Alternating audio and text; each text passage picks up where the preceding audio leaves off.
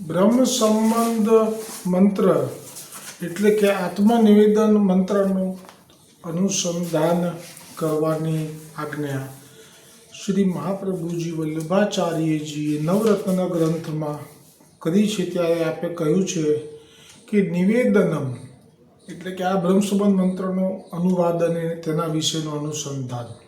નિવેદનમ તો સ્મર્તવ્યમ સર્વથા તાદશય જરે.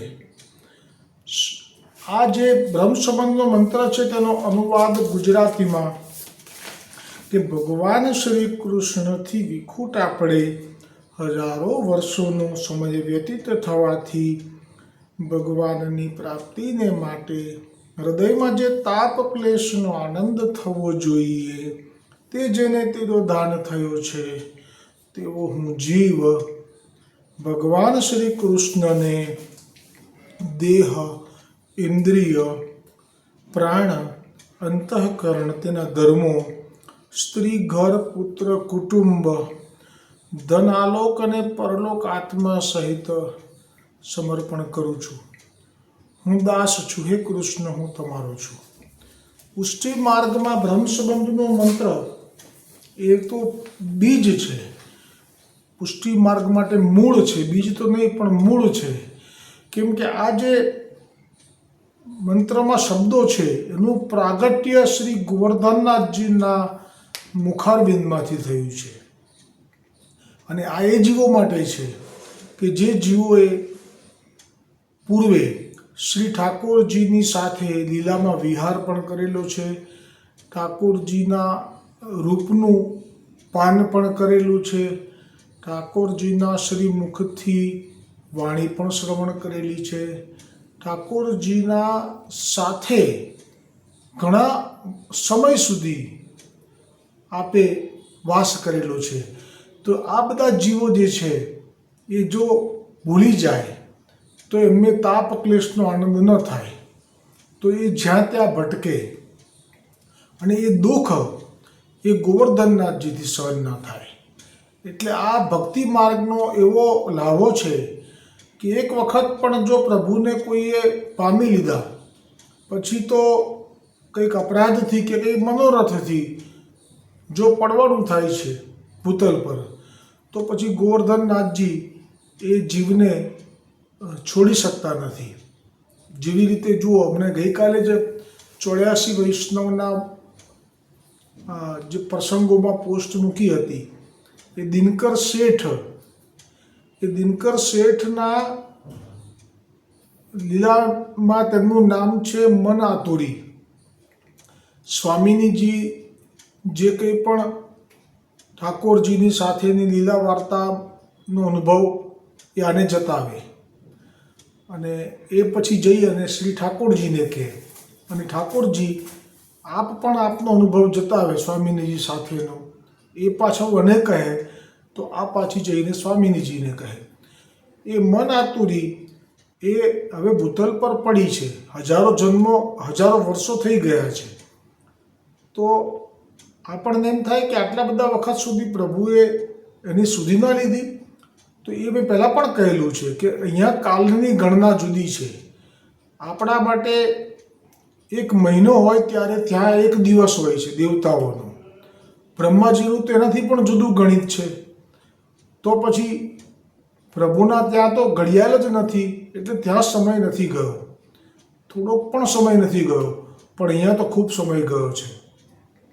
તો દિનકર શેઠ એ જે આવા લીલામાં હતા, જે આટલા નજીક હતા ગોવર્ધનનાથજીની સ્વામિનીજીની, અને પડ્યા. તો એ પડ્યા પછી એમને જે અંદરથી જે બીજ છે પુષ્ટિનું એ અનુભવ તો અહીંયા થઈ શકતો નથી. પણ એટલી ખબર પડે છે કે પ્રભુની કથા થતી હોય ત્યાં જઈને બેસવું. અને એટલા માટે એમનું જે ચરિત્ર ગઈકાલે પ્રસંગ આવ્યો એમાં જેટલા પણ કથાકારો છે જે કથા કહે છે ત્યાં જઈને બેસી જાય છે. તો એ જે પ્રસંગ છે એમાં પરાકાષ્ઠા પણ છે. કાલે એમને બહુ માર માર્યો છે એમના પિતાએ. કારણ પણ સાચું છે એમના પિતા તરફથી, લૌકિક મર્યાદા માર્ગીય લોકો માટેનું. પરંતુ મર્યાદા નહીં, લૌકિક લોકો માટેનું એ જે મારવું છે એ એમની જગ્યાએ એમને યથાર્થ લાગે એવું છે. તે શું છે? તો એ વાત છે કે એ જે કથાકારો હોય છે એમની પાસે જઈ કથા સાંભળે છે અને ઘરમાં જે કંઈ પણ દ્રવ્ય હાથમાં આવે છે એ એમને આપી આવે છે કથાકારને. તો આ જે છે ને એ તડપ છે, અંદરથી તાપ ક્લેશ છે, પણ જેમના માટે છે ત્યાં સુધી પહોંચવા માટે તો કોઈ ભૂતલ ઉપર કથાકારો પણ નથી, એવો કોઈ સંપ્રદાય પણ નથી, એવા કોઈ સિદ્ધ મહાપુરુષો પણ નથી કે જે આ જીવને જે જોઈએ છે તેની પ્રાપ્તિ કરાવી શકે. તો હવે જે પરાકાષ્ઠા જે છે એ લઉં છું. તો આ જ્યારે એક વખત એમના ઘરમાં લગ્ન પ્રસંગ આવ્યો, એમના સગાભાઈનો, આને તો લગ્ન પણ નથી થયા, કેમ કે આવી રીતે ઘરમાંથી બધી વસ્તુ આપી આવે કથાકારોને, તો એ કથાકારો તો દિનકર શેઠ કહીને બોલાવતા, પરંતુ જે આપના ભાઈ છે, 3 ભાઈ હતા, એ અને આપનો જે જ્ઞાતિના લોકો છે આગેવાન, એ તો ચોર કહીને બોલાવતા. આ ભેદ છે. હવે આ જે દિનકર શેઠ આવું કરે છે એની પાછળ દિનકર શેઠનો કોઈ બીજો સ્વાર્થ નથી કે એમને કંઈ પરમાર્થ કરીને પુણ્ય કમાવવું છે, એવું પણ નથી. દિનકર શેઠના હૃદયમાં તો એક જ તાપ છે કે મારી પાસે જે હતું પહેલાં, કે હું જ્યાં હતો બસ ત્યાં સુધી પહોંચી જવું, પણ એ પહોંચવા માટેનો માર્ગ ના મળે એટલે એટલી તો સમજ પડે કે ભગવાનની કથા થતી હોય ત્યાં જવું. તો એ ભાગવતજીની કથા સાંભળવા જતા, અને ભાગવતજીની કથામાં જ્યાં શ્રી કૃષ્ણની કથા આવે 10મ સ્કંદની, ત્યારે એ શ્રવણ કરતા સહેજ એમના શરીરમાં સ્ફૂર્તિનો, આનંદનો સંચાર થઈ જતો, એક તલ માત્ર, બસ આ સુખ માટે એ ન્યોછાવર કરી દેતા જે હાથમાં આવે. હવે આ ઘરના લોકોએ તો એને ચોર કહી દીધો. પછી તો ઘરમાં એની પાસે એ કંઈ લઈને જ જતો રહે, એના માટે બધું લોકો બંધ રાખવા લાગ્યા કે આને ભૂલથી પણ ચાવી આના હાથમાં ના જવી જોઈએ, ખજાનાની, તિજોરીની, સંદૂકની, કિંમતી વસ્ત્રો હોય કે ઘરેણા હોય, બધું આતા આપી આવે છે. હવે જે પરાકાષ્ઠા જે હું કહું છું હવે શરૂ થાય છે. એમના ઘરમાં એમના ભાઈના લગ્ન આવ્યા.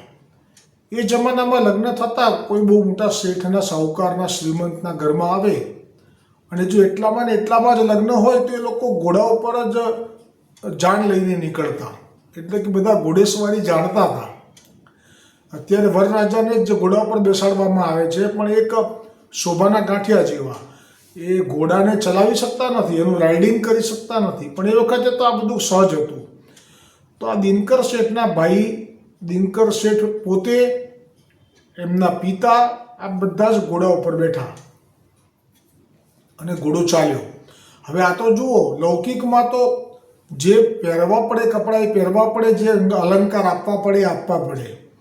એટલે આના પિતાએ, આના ભાઈએ કહ્યું કે આજે તો અમારા વટનો સવાલ છે. મર્યાદા માર્ગી જે લૌકિક લોકો હોય છે એ લોકો તો બહિર્મુખ હોય છે, એ લોકો તો આવી જગ્યાએ પૈસા બહુ ખર્ચી નાખે, પણ ભગવાન માટે, ગાયની સેવા માટે કે કોઈ દુઃખીની મદદ માટે 1 રૂપિયો ના નીકળે. આ સ્વાભાવિક છે.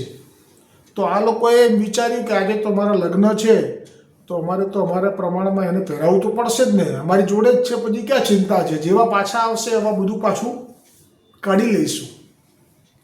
એમ કરીને સોનાના મણકાવાળી જે માળા છે, જેટલા પણ હીરાના હાર છે, એ બધું એને પહેરાવ્યું. અને આ લોકો ચાલ્યા, ઘોડા ઉપર જ ચાલ્યા.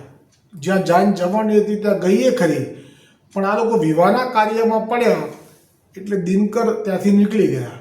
અને વળી પાછા 4-5 જે કથાકારો હતા જેમના મુખથી શ્રી કૃષ્ણની કથા શ્રવણ કરવા મળી હતી, બસ એ જ મારા સુખનું કારણ હતું, એટલે એ સુખના બદલામાં હું શું આપું? તો કોઈને સોનાની માળા આપી ગળામાંથી ઉતારીને, કોઈને હીરાનો હાર આપ્યો, તો કોઈને સોનાની અંગૂઠી જે હાથમાં ધારણ કરી હતી, જેટલું પણ લગ્નમાં પહેરાય સારું લાગે એ બધું એમણે અલગ અલગ 4 કે 5 કથાકારોને આપતા ગયા અને કહેતા ગયા કે કોઈ મારું નામ લેતા નહીં કે મેં તમને આપ્યું છે, આ બધું ગુપ્ત રાખજો. આ માત્ર શ્રી કૃષ્ણની કથા જે શ્રવણ કરી છે ને તેને કારણે. અને આ બધું કોણ જોઈ રહ્યું છે? ઉપર ગોવર્ધનનાથજી જોઈ રહ્યા છે. એમને બહુ દુઃખ થઈ રહ્યું છે કે આ તો મારી પાસે હતી, મન આતુરી છે. આ તો બધી જ મને લીલાની વાતો કરતી એ છે. સ્વામીજી પણ કહે છે કે આ તો અત્યારે તો પ્રગટ થઈ ગયા છે વલ્લભ, પણ આવા જીવોના દુઃખોને જોઈને ગોવર્ધનનાથજીને જે કરુણા ઉપજી છે, એટલે દયાને બીજ કીધું છે સર્વોત્તમ સ્તોત્રના પ્રગટ કરનારા શ્રી ગુસાઈજીએ, કે મૂળમાં આ દયા કઈ હજી પરાકાષ્ઠા બાકી છે. હવે આ જ્યારે બધાને આપીને પાછો ઘરે આવી ગયો. લગ્ન થવું હોય તો ભાઈનું થાય, મારે શું લેવા દેવા, આ વૈરાગ્ય છે. અને જ્યાં ઘરે આવ્યો, માં ઘરે હતી, કહ્યું કે ક્યાં ગયું બધું? કંઈ બોલ્યો નહીં. ત્યાં તો લગ્ન કાર્ય પૂરું કરીને પિતાજી પણ આવ્યા અને કહ્યું કે લાવો બધું ક્યાં છે, ક્યાં આપ્યું છે? તો ન બતાવ્યું. તો એને ખૂબ માર માર્યો છે. એના પિતાએ જે આટલો બધો માર માર્યો, એ બધો જ ગોવર્ધનનાથજી તો આવી રીતે જે આ ઉદાહરણ આપું છું કે આ તો એક જીવ, કેટલી કરોડોની સૃષ્ટિ હતી, બધાની આ સ્થિતિ. ભાગવત કથા થતી હોય તો જાય સાંભળે, પણ દસમ સ્કંદ આવે એટલે જે લીલા થાય એમાં નિકુંજમાં પ્રવેશ થઈ શકે એવી લીલાનું સામર્થ્ય જ મહાપ્રભુજી પાસેથી શરૂઆત થઈ. કીધું કે સમુદ્ર, ભાગવત સમુદ્ર મથનાય એવું જે નામ છે, કે ભાગવતજીનું દસમ સ્કંદનું જે મંથન કર્યું છે એ મહાપ્રભુજીએ કર્યું છે. એટલે તે વખતે તો જે પંડિતો કથા કરતા એ વાંચી જતા, સુખદેવજી જે બોલ્યા એ બધું વાંચી જતા, પણ પછી અંદર પ્રવેશ નહોતા કરી શકતા. અને આ લોકોને તો જાણે કે કિનારે આવીને તરસ્યા રહી ગયા, જે પણ સૃષ્ટિ પુષ્ટિ માર્ગીય. આ સ્થિતિથી આપ સહન ન કરી શક્યા. હવે જો પરાકાષ્ઠા કઈ આવી, ખૂબ માર માર્યો, ઢોર માર માર્યો. શા માટે સહન કર્યો આટલો માર? ના કીધું. એ 5 જણાને જે આપીને આવ્યા હતા એનું નામ ન લીધું. આ આપનો પ્રભુ પ્રત્યેનો તાપ ક્લેશનું બીજ બતાવે છે કે શ્રી કૃષ્ણની કથા મને સંભળાવી છે, મેં એમને આપ્યું છે. આ તો કંઈ નથી, હું તો બધું આપી દઉં. જેવી રીતે આસ્કરણજીએ કહ્યું ને તાનસેનજીને કે તમે જે લીલાનું પદનું ગાન કર્યું, આ જે શ્રવણ કર્યા પછી હું તમને બધું આપવા તૈયાર છું, લઈ જાઓ. પોતાની રાણી પણ આપવા તૈયાર થઈ ગયા.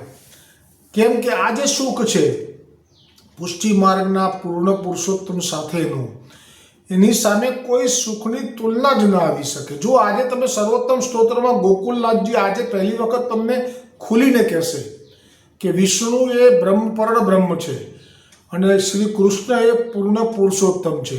છૂટું પાડવાનું કઠણ છે ગોકુલનાથજી માટે પણ, કારણ કે ગોકુલનાથજી જે આ ભૂતલ પર પ્રગટ થયા છે એમના વિષ્ણુને નાના બતાવવાના છે.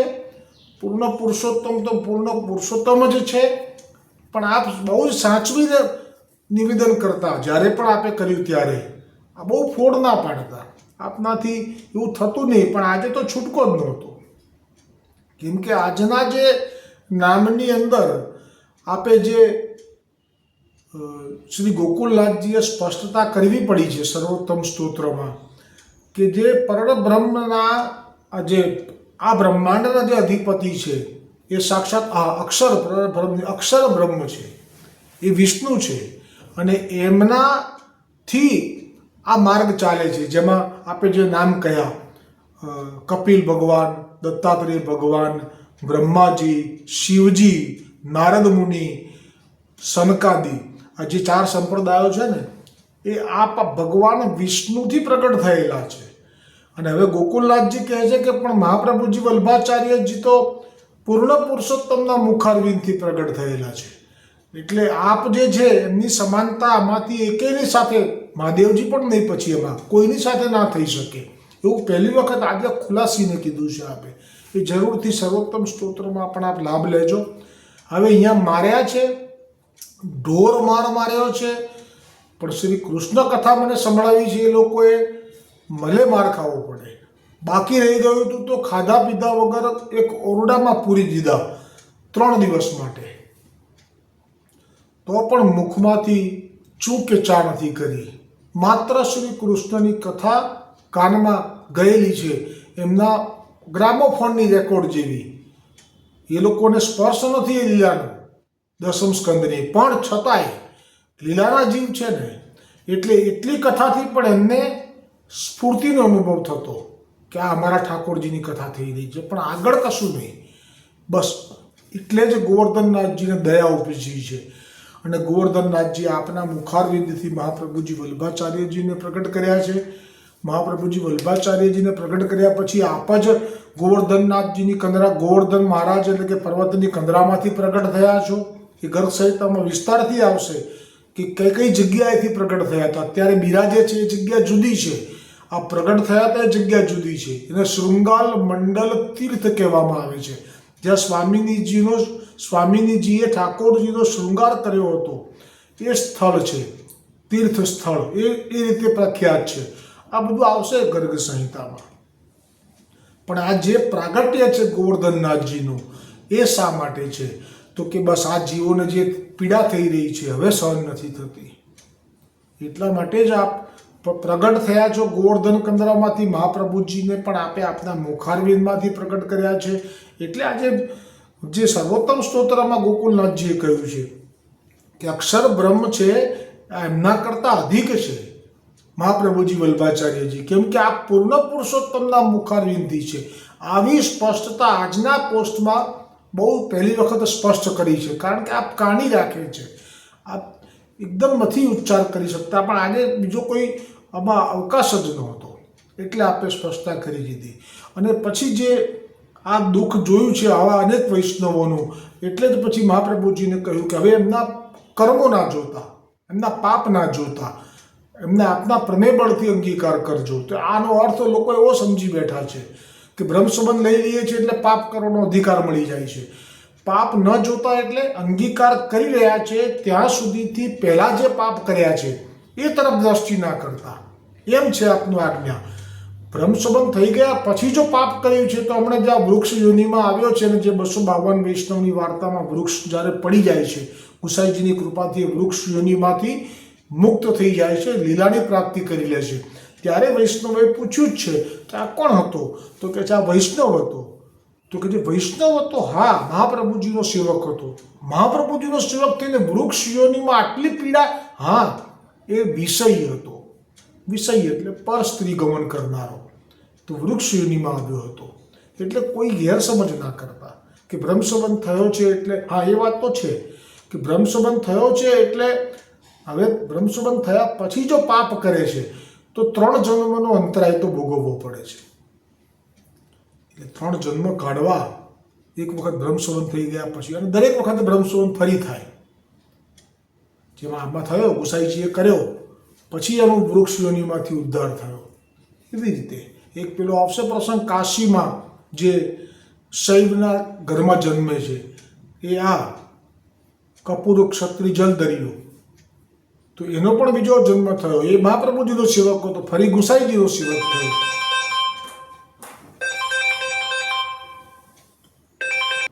ક્ષમા કરજો. તો એ કાશીમાં જે જન્મ થયો કપૂર ક્ષત્રિય જલદરિયાનો, એટલે વધુમાં વધુ 3 જન્મનો અંતરાય છે, એનાથી વધારે કશું નથી. કૃપા માર્ગ છે, પણ કરેલા કર્મ બ્રહ્મ સંબંધ પછીના તો ભોગવવા પડે છે. એ ગેરસમજ ના થાય એટલા માટે આ ચોખવટ કરી છે. તો આજનો આ બ્રહ્મ સંબંધના અનુસંધાનનો જે સત્સંગ છે એ વિરામ પામે છે. ગોવિંદ ઘાટ કી જય હો, ગોવર્ધનનાથ કી જય હો, વલ્લભાધીશ કી જય હો.